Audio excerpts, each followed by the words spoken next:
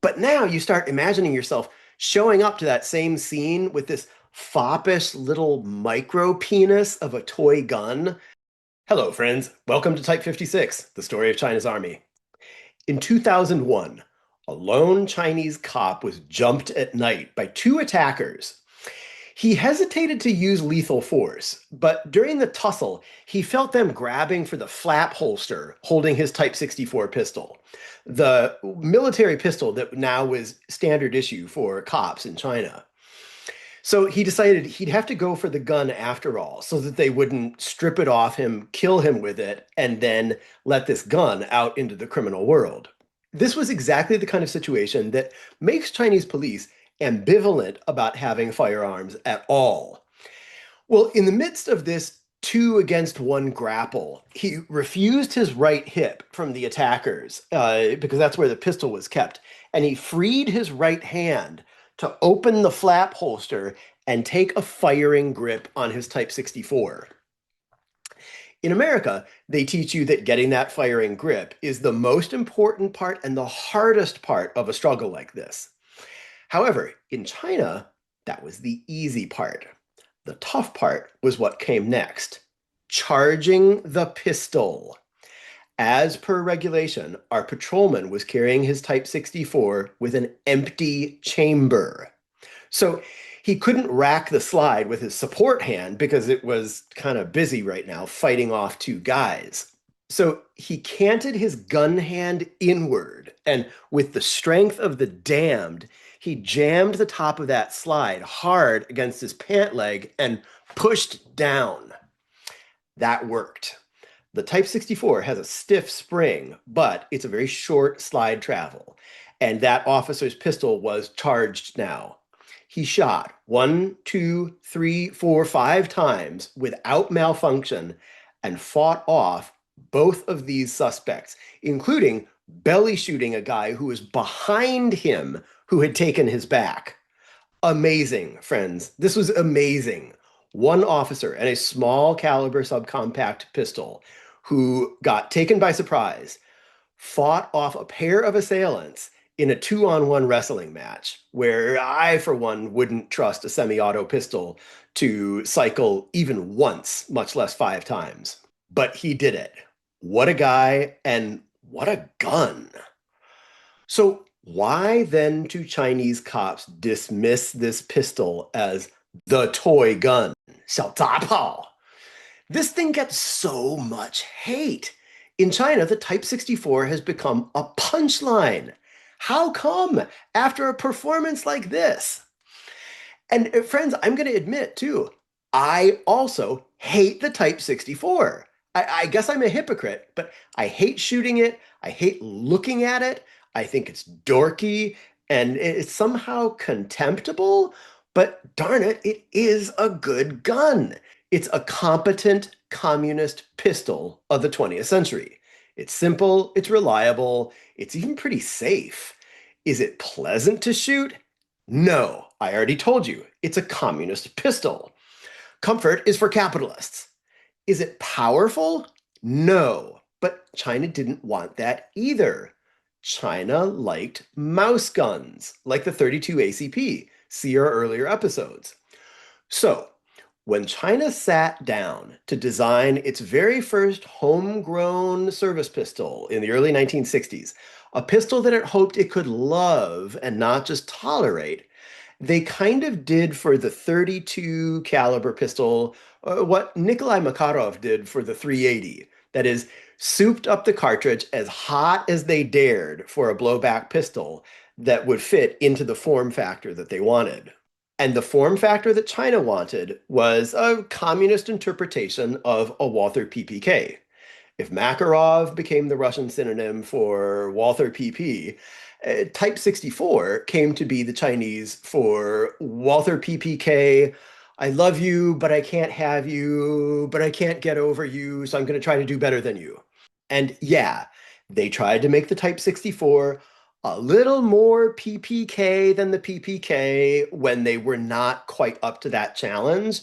But this was a passing madness. We've all done things that are embarrassing and cringe. And I'm here to say objectively that the Type 64 was okay for its time. But somehow it got an incredibly bad rap as China's fail cannon. Get comfortable, it's a long story, but I promise Uncle J Dog is going to make this fun. Let's go back in time to 1960 in Beijing.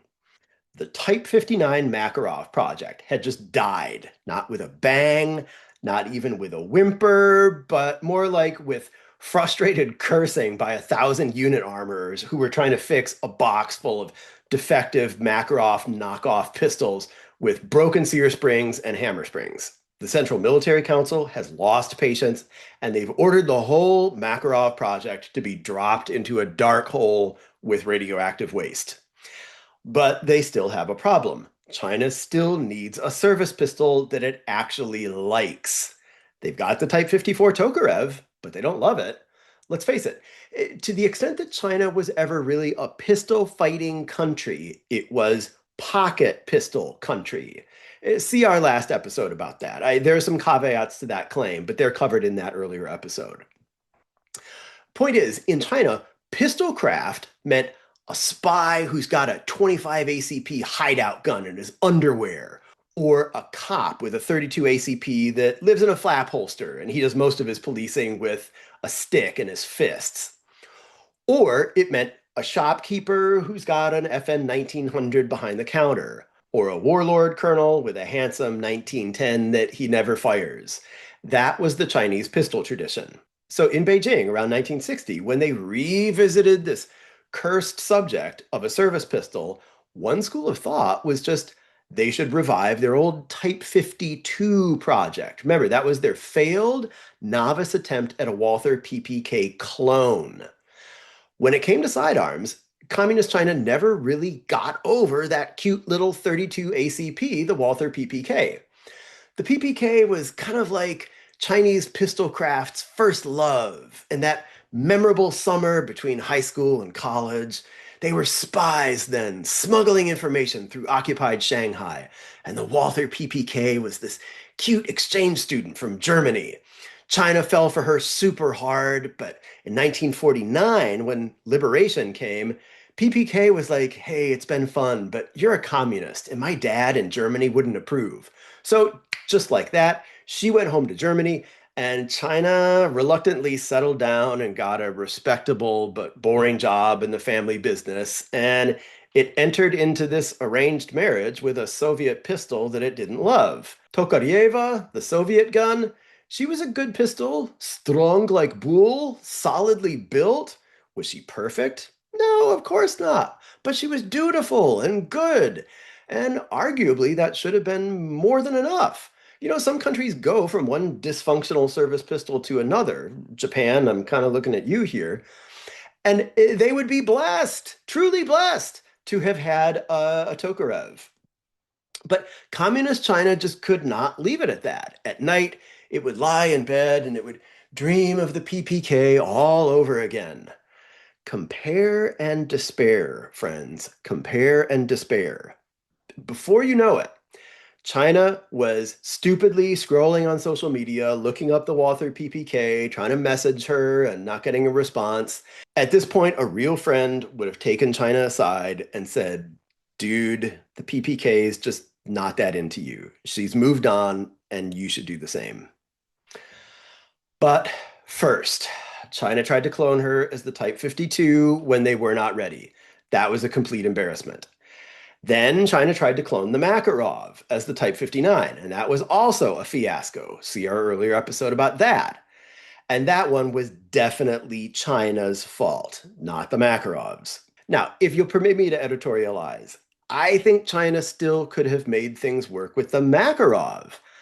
I'm just a stinking intellectual in a literal book-lined room, and I can't even use a drill press right.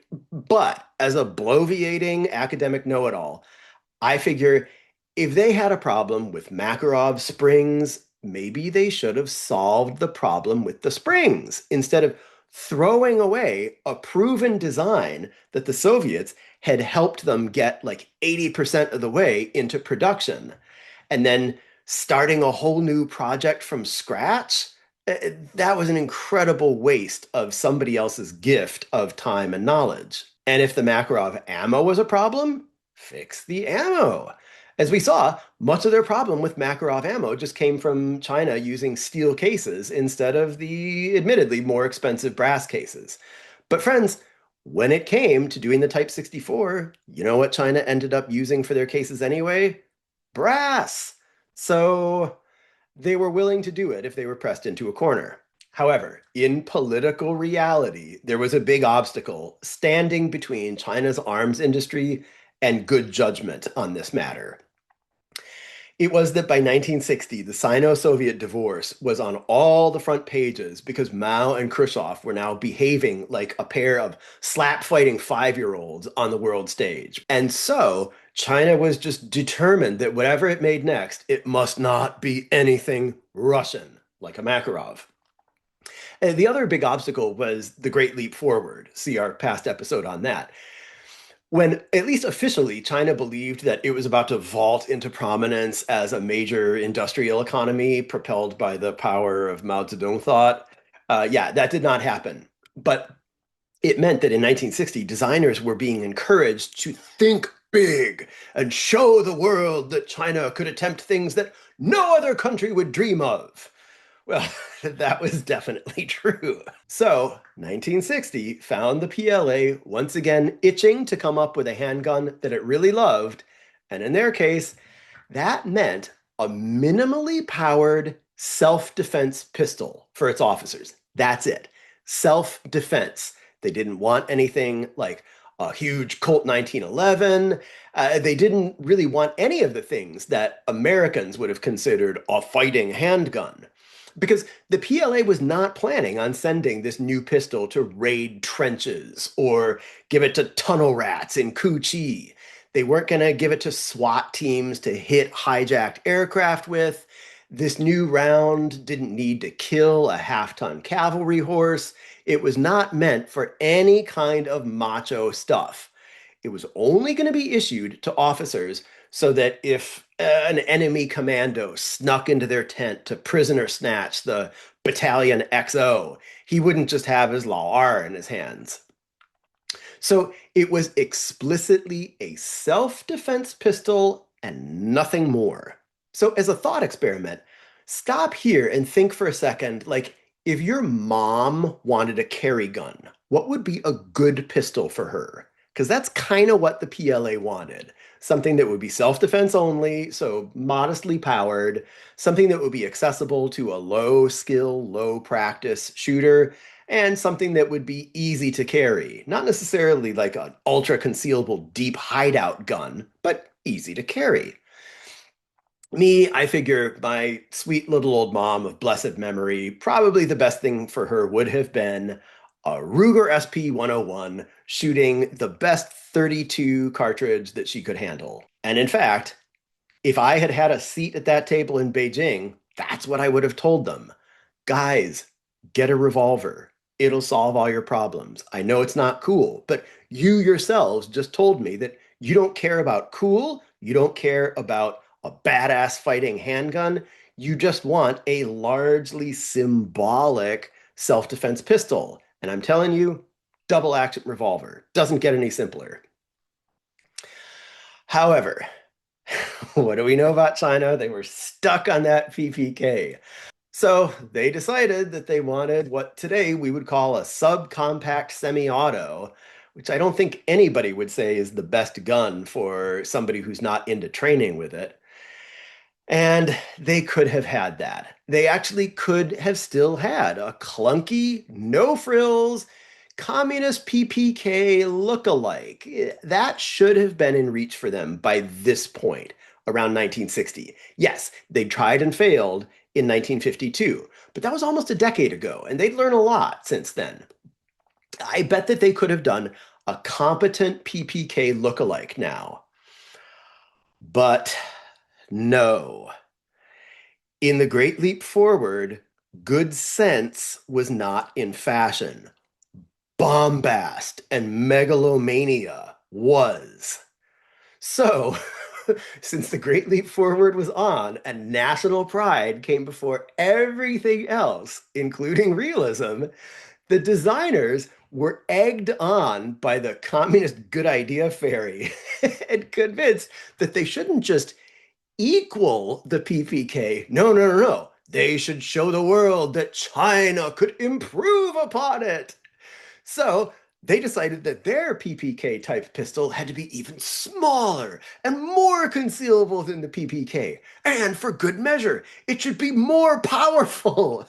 Oh no, friends, you can see you can see the calamity that's coming. Friends, if you live in the real world under the laws of physics, there ain't but two ways to make a 32 ACP more powerful. One is a longer barrel. I'm told that if you shoot a 32 from, say, a 4-inch barrel instead of a 3-inch barrel, you actually pick up a lot of muzzle velocity. Apparently, the longer barrel makes for more barrel time, which makes for more burn time for the powder, which provides longer acceleration for the bullet, and so on. So you can get more power from a longer barrel, but they couldn't do that because they were already committed to making this pistol even smaller than the PPK just for the sake of making it more PPK than the PPK. That meant the only other way to get more power out of it was to change the cartridge itself and spice it up. So that's what they did.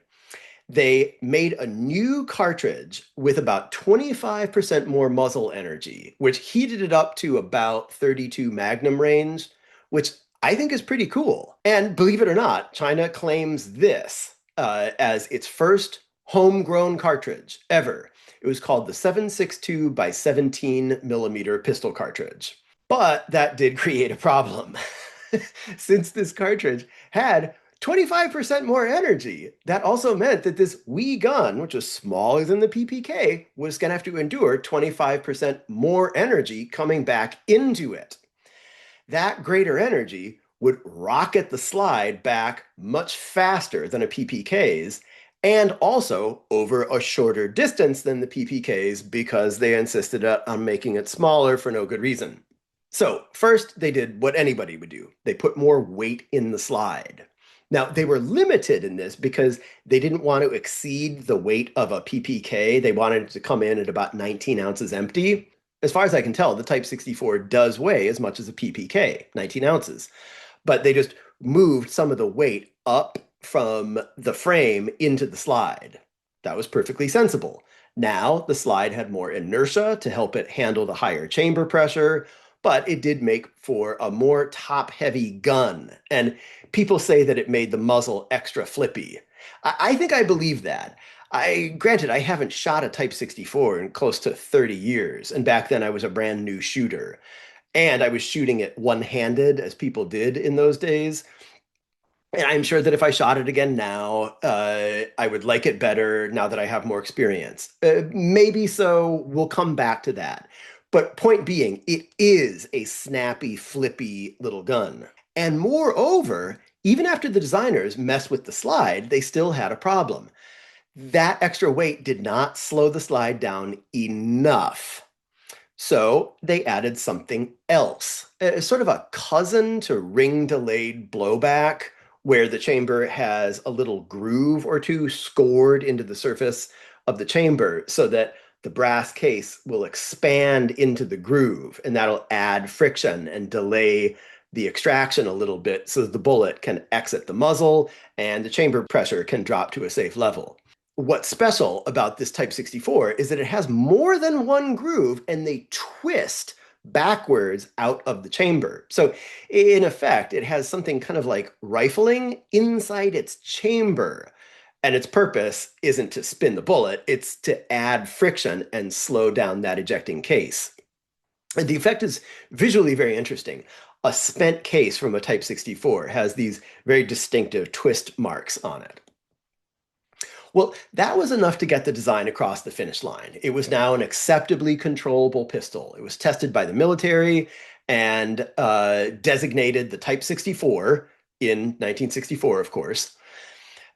And you should note, too, that this is a completely separate weapon from the Type 64 silenced pistol. They both were accepted in the same year, so they're both called the Type 64, but one is the Type 64 silenced pistol. This that we're talking about today is the Type 64 shouqiang, the Type 64 pistol, completely separate. So this Type 64 pistol was okay by the standards of 1964. Not great, still not as good as a plain old Makarov, if you ask me, but also not a national disgrace. It didn't maim its own users. It didn't have to be withdrawn from service in disgrace. So that distinguished it from all the other Chinese small arms designs for the previous 20 years, and that was progress. However, soon after the Type 64 was accepted, China descended into the 10-year reign of terror called the Cultural Revolution. And the country and its economy basically shut down for 10 years. It was paralyzed by witch hunts and anarchy, and nothing, including even the country's nuclear weapons program, really worked right. That's another episode for the future. But what that meant for the Type 64 was that amazingly, it went into a deep freeze for the rest of the 60s and all of the 70s. And this pistol that was accepted in the mid 60s didn't actually come off any production lines until 1980. As planned, it got issued out to officers and to Wujing, the People's Armed Police, as they're called, who are roughly like military police. And the army just kind of collectively yawned. It was a pistol for carrying, not a pistol for using. And even though that was over 40 years ago, I doubt that anyone in the PLA, in the army proper, has ever fired a Type 64 in anger. Where the Type 64 actually saw use and earned a fairly vile reputation was in police departments. More about that later. But let's first look at the mechanics of the Type 64, which were pretty sound. For example, I've never heard people complain that the Type 64 doesn't cycle well. There was just one infamous mechanical weakness, and that was its magazines. The magazine could hold 7 rounds, but in practice, shooters almost always downloaded it to 6 or even more commonly 5 rounds. They were trying to baby the magazine springs and extend their life.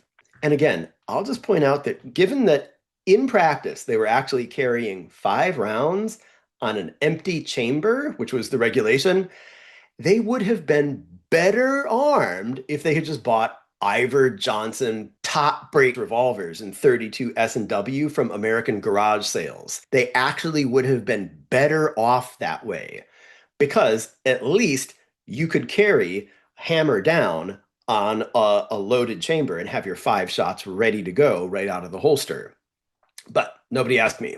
And once again, politically, a crappy revolver wasn't really an option because this project had been made into a political football, a symbol of China's national honor and prowess. And by the way, here's how I know that for certain. People were way too excited about this supposedly super cool feature on the Type 64, which was that it had a self-releasing slide. So when you shot your puny magazine empty and the slide locked back, you could slap in a fresh magazine, which nobody carried anyway, and then the slide would release itself and you'd be back in the fight. Cool, right? Well, when the shooter, who doesn't practice much with his gun because it's painful to shoot and because he's lucky to get 15 rounds of practice ammo every year, when he's in combat and shoots the slide lock and then he removes the not very ergonomical heel release magazine and then he performs a supposedly deft, smooth combat reload, which he never practices, well, then sure, by the ingenious design of the Type 64 pistol, he doesn't have to waste precious milliseconds coming over the top and releasing the slide. It does do that for him. Bravo. But editorializing again, you know, it would have been much better. Magazines that could take more than 5 rounds, a pistol that people actually practiced with. However, on the plus side, undeniably, the Type 64 is very concealable. It's slightly smaller than a PPK in height and width. In fact, it's actually a little bit smaller than a Smith & Wesson ladies pocket revolver. And They proudly eliminated that stupid pinky rest on the PPK's magazine that lets you use all your fingers to grip the pistol as God intended to aid accuracy and retention, which is all just bourgeois crap. Everybody knows that if you have Mao Zedong thought, you don't need retention because your mind is indissolubly wedded to class struggle. Problem was, of course, after the Cultural Revolution, when the Type 64 was finally released, and China was once again governed by the actual laws of physics and anatomy, those laws of nature said that the Type 64 erred so much on the side of concealability, which, remember, most of its users didn't care about, but it erred so much on the side of concealability that it turned out to be terribly unergonomic for actually shooting. For example, the designers had taken away any semblance of a thumb rest. There wasn't much scalloping in the grip, except for just a tiny bit of a palm swell. Now, that did make the Type 64 look nice. It has visually appealing lines, the most, I would say, of any Chinese firearm that I've seen. And that's something that I suppose befits the dignity of the colonels and generals who carry it. But the aesthetics are kind of wasted because Type 64s are only seen when they're closed inside an ugly fake leather flap holster. Friends, trust me, I have seen a ton of Type 64s being carried in my time. But the only time I saw a Type 64 not completely invisible in its flap holster was when I was shooting one time. So it could be the most beautiful pistol worthy of Saddam Hussein himself, but doesn't matter because nobody sees this thing.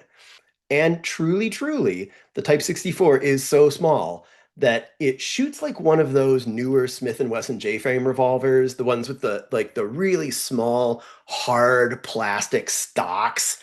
It feels like you're holding a tiny doorknob with two handles, but then the doorknob detonates in your sweaty hand and you're supposed to make follow-up shots with it. No, the Type 64 hurts to shoot.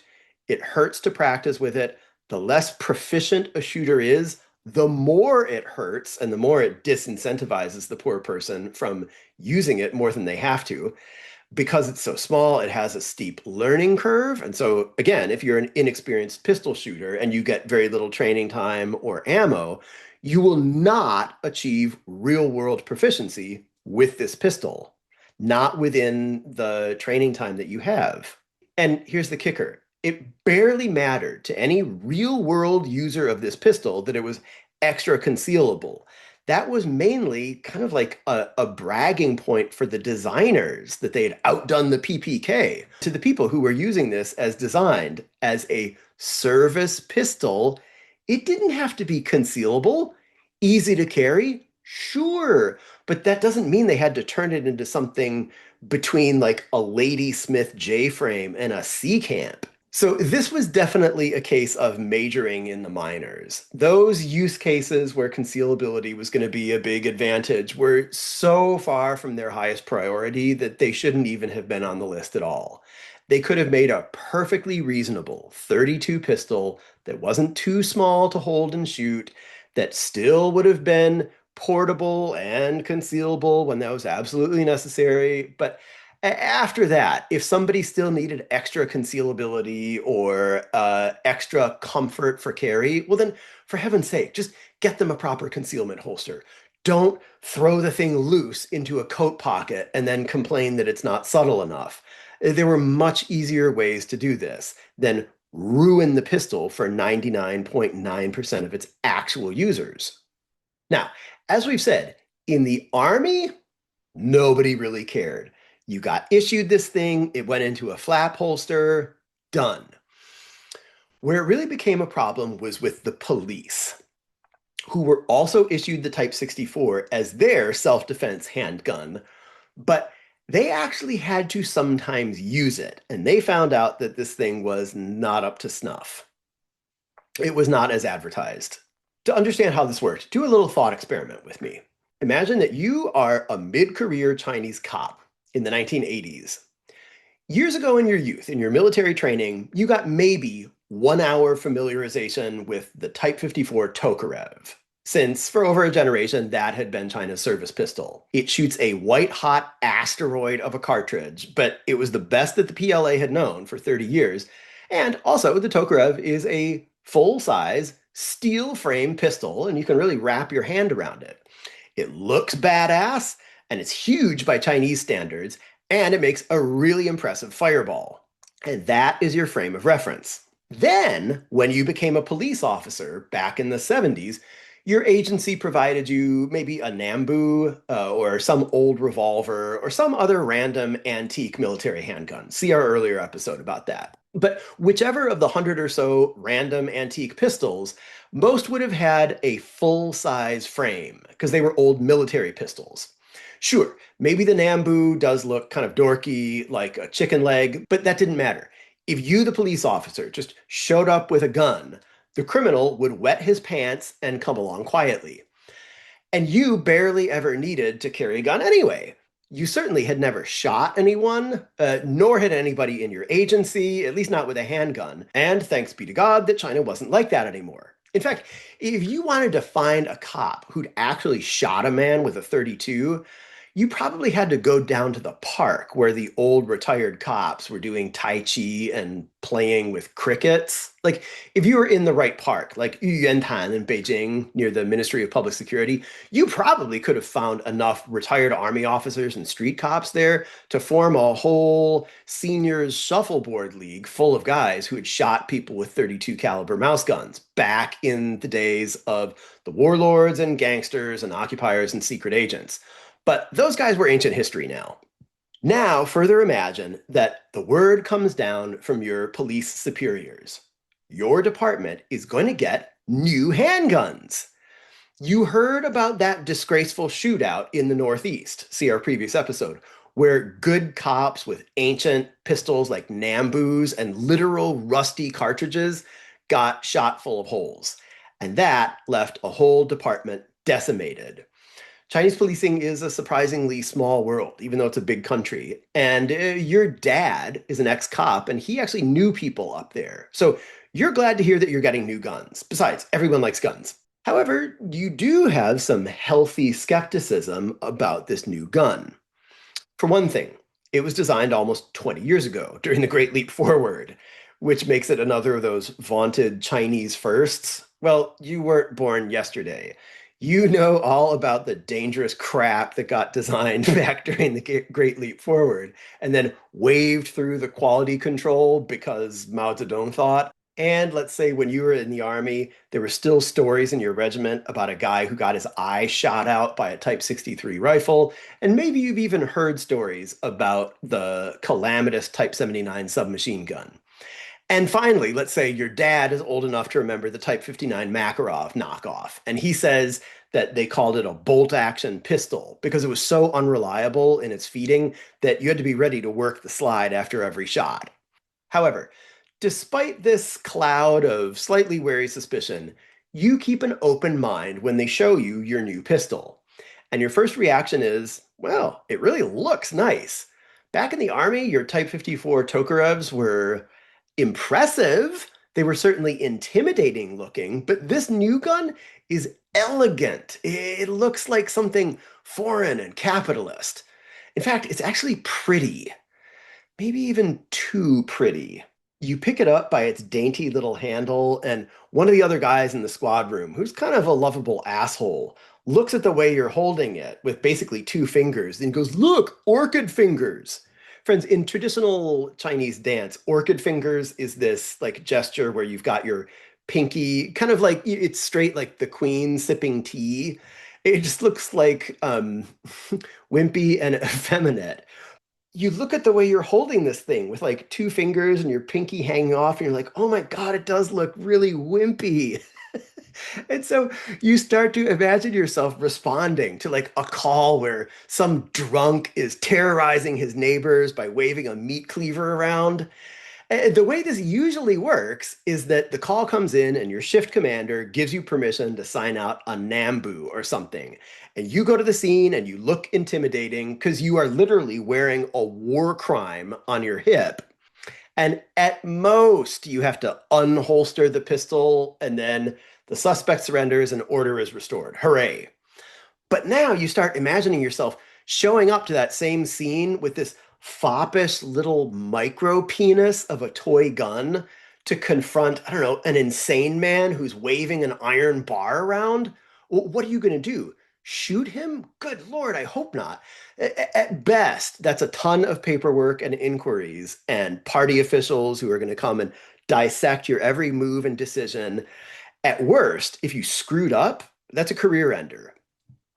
So the instructor who's giving you and the boys a familiarization course about this pistol keeps stressing how concealable it is. Well, that's true. You could drop this thing into a pants pocket or a coat pocket and it would disappear.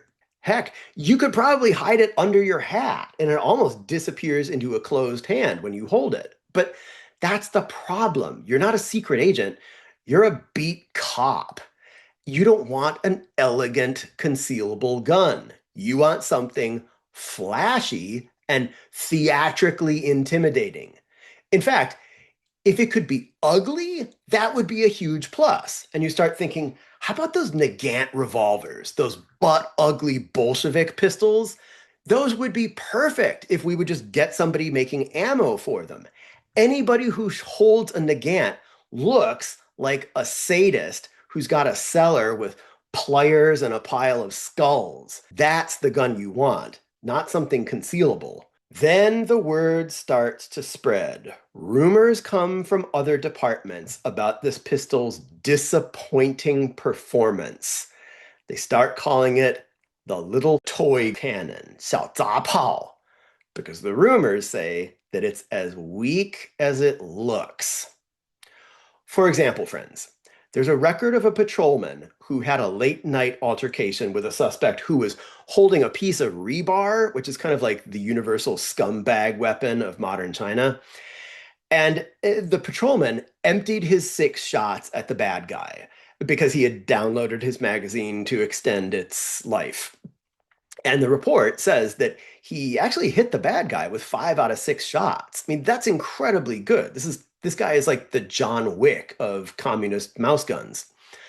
However, that did not stop the bad guy from clocking the police officer with his big metal club and knocking him out cold. And reportedly, the officer stayed out until morning when he awoke, still at the crime scene, and followed the bad guy's blood trail 200 meters to a drainage ditch where the guy had finally died from blood loss.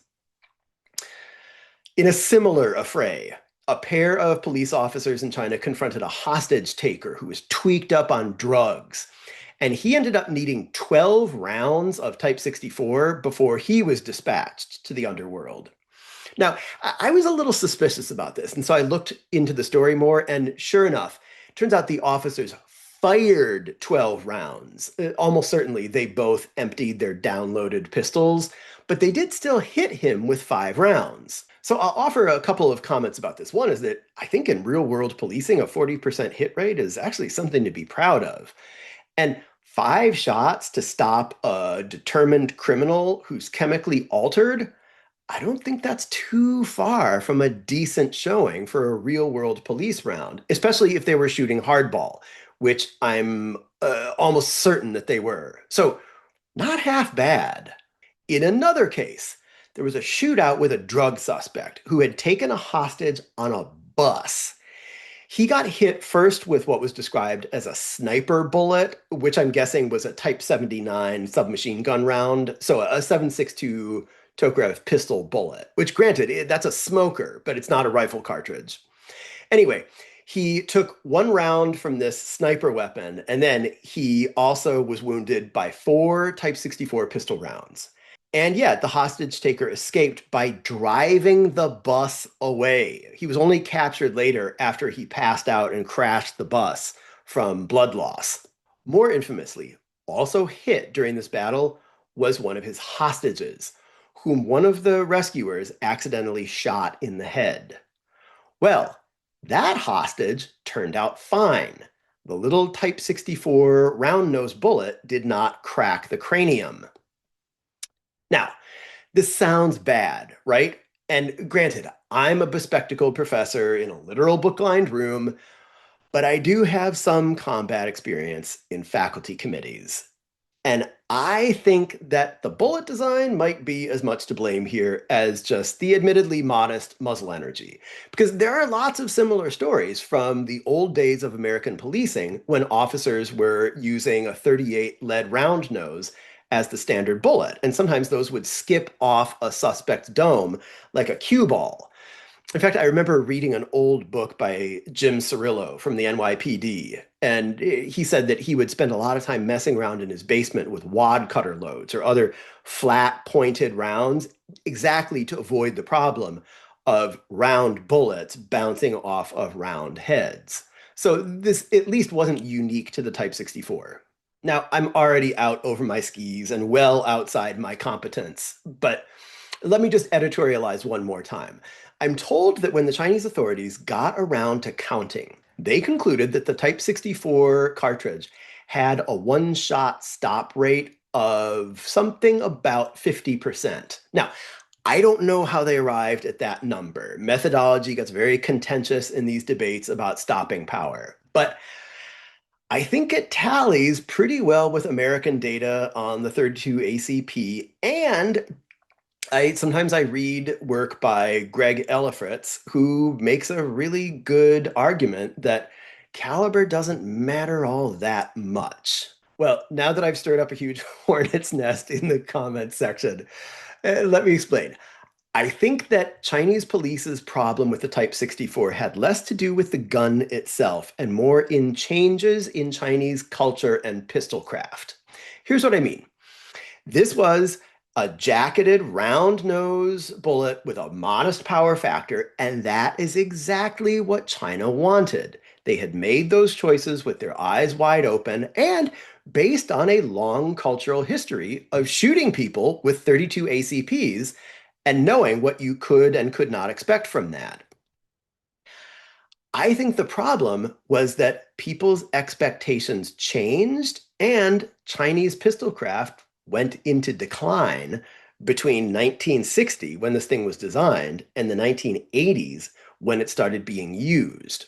To illustrate the problem, there's a viral video that's very easy to find on the Chinese internet of a supposed Type 64 pistol fail involving a water buffalo.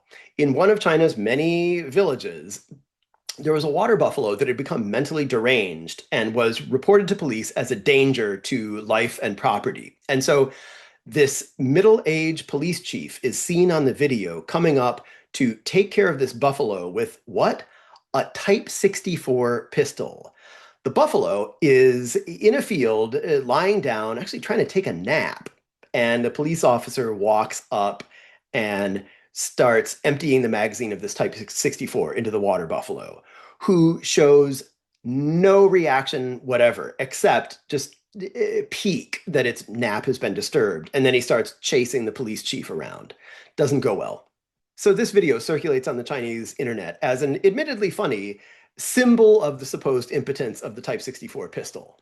First, I'd like to say that I have a lot of sympathy with this water buffalo. In the video, there's no evidence that it was a danger to anybody. He was just taking a nap, enjoying the day, and then some communist showed up in a rumpled uniform with white socks and dark pants, and he starts shooting a weird proprietary caliber at the water buffalo. That would make me mad too. But as for the merits of the Type 64, there's an old saying in Chicago where my dad grew up. You don't bring a Type 64 to a water buffalo fight. You bring a long gun. It's not a big game hunting cartridge. Imagine your Uncle Roy going to hunt wild hogs with his Ruger LCP. Imagine him complaining from his hospital bed, I don't understand. I mag dumped everything into the hog. I'd be like, Roy, I love you, but I have no sympathy. Because it's a mouse gun. It's an escape gun, explicitly designed for self-defense. It's not a big game cartridge. Nobody tries that. Unless they're totally not gun people. And they do not understand what handguns can and cannot do. And their exposure to guns comes from movies where little pocket pistols can blast a bad guy across the room like buckshot. Well, friends, that's what was going on here. Remember, the Type 64 was designed in the early 60s, but not actually used until the 80s. And by the 80s, policing in China was not a gunfighting kind of job, unless you were on some paramilitary drug enforcement strike team in the Golden Triangle. But for random officer Zhang San in small town China, he'd shoot maybe 10 or 15 rounds a year in training. He'd only be issued a gun on very special occasions with very high authorization. And in his limited training time, he'd be busy with other stuff like learning to drive, because that used to be a specialized skill unto itself in China. And even now, when Chinese police pistol craft is slowly inching ahead, even now, on those rare occasions where there's a standoff that really calls for guns, Chinese police tend to have specialists show up with long guns. And that makes great sense. Handguns are hard, they're tricky, they're training intensive, and they're weak. Long guns are easier, and when you really need a gun, why not have a long gun? Especially since Chinese cops are often military veterans who already have great rifle skills. As an example, one evening long ago in Beijing, I was out for a walk in a sleepy part of town, and I was approaching this bank that had closed for the night when up roared a police van with the lights flashing, and out flew this tubby, lone, middle-aged cop with a Type 56-1. We'll talk about those soon. And he hurdled the low fence outside the bank and then darted down this alley like the high-speed infantry soldier that he definitely once was. This guy moved like a panther with that Kalashnikov. He definitely was not unsure how to use a long gun. But pistols? Different story. China was a country that was never terribly interested in pistols to start with, and by the 80s, the general state of Chinese pistol craft was poor, even among the police. To illustrate, let me tell you more about that story that I opened with. The patrolman who got grappled by two men, but still wrestled free his Type 64 and finished the fight. Because there's more to that story and it's very illuminating. You'll remember that when he felt the bad guys grabbing for his gun, he peeled their hands off, unholstered the pistol himself, and then racked the slide on his pant leg. Stop right there because that's the first bad sign. That's a problem. If you ask me, that's dumb. I understand that was procedure for carrying handguns in the PLA, namely with empty chambers. I think that's also how the Soviets carried their Makarovs. And I've heard that some European police used to carry that way, even until fairly recently. And I know that I should check my American pistol prejudices at the door, but I don't think it's really a self-defense pistol if the officer has to perform world-class grappling just to get the pistol into action. Again, just my American opinion. But if I could travel back in time, I would tell them, look, just make a revolver. But what happened to the officer next was even more distressing. Because after he drew the pistol, he pointed it up in the air and fired 4 warning shots. Later, he explained that he feared that he was about to lose the gun, and so he wanted to use up most of the ammo in it so that if the bad guys did get the gun, they wouldn't also have a lot of ammo to go with it. But he also explained he did have the presence of mind to save 1 round. Why? In case of emergency. Well, first, I can think of some other places to discharge those first 4 rounds that might have helped him more to make sure that the bad guys didn't capture the gun. Second, I'm suspicious about the story of him like counting rounds during his 2-on-1 death match and purposely holding back exactly 1 round in case of an unforeseen emergency. Granted, there's only one time in my life that I've wrestled a person for control of a loaded firearm, and she was a lecturer from the School of Education, like this tall. So joint locks worked on her just fine. I was never really in fear. But I have a different theory about this cop. I think he unholstered the pistol, charged it while grappling two people, which is truly amazing. And then I think he was just holding a cocked and unlocked pistol in single action mode. And I think that just with convulsive sympathetic gripping, his hands just squeezed off a bunch of rounds in random directions. I don't think there was any clever plan to fire warning shots and count the number of rounds. And in any case, the bad guys did not surrender. In fact, they got even more desperate to wrest away this pistol now. Finally, they seized his gun arm and they were actually getting it behind him, twisting his gun hand into a hammer lock. So finally, he fired and hit one suspect in the breadbasket. And that at last stopped him, and the other guy fled, where he was later picked up by other responding officers.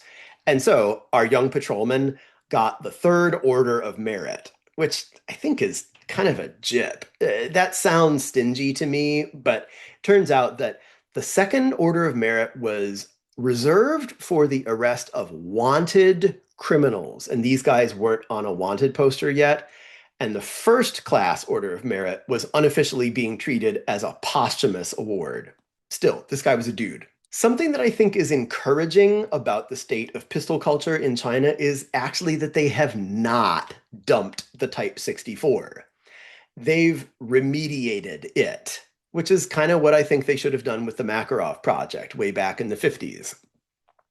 To this day, the Type 64 lives on in Chinese policing. And just like the standard Type 79 submachine gun, they've dealt with some of the problems with just aftermarket modifications. So, for example, one of the problems with the Type 64 was that crappy magazine spring. They've solved that. Also, they've got extended magazines now, which gives them higher capacity, and it also gives them a way to get a pinky onto the gun so they can have a full firing grip. Also, Chinese police have updated their pistol technique to shooting two-handed. They still don't get nearly enough training time, but at least the technique is improving. Nevertheless, sometimes you'll still see pictures of cops training using the dumb cup and saucer technique to shoot two-handed, but at least nobody's shooting bullseye style anymore, and they've basically entered the 21st century.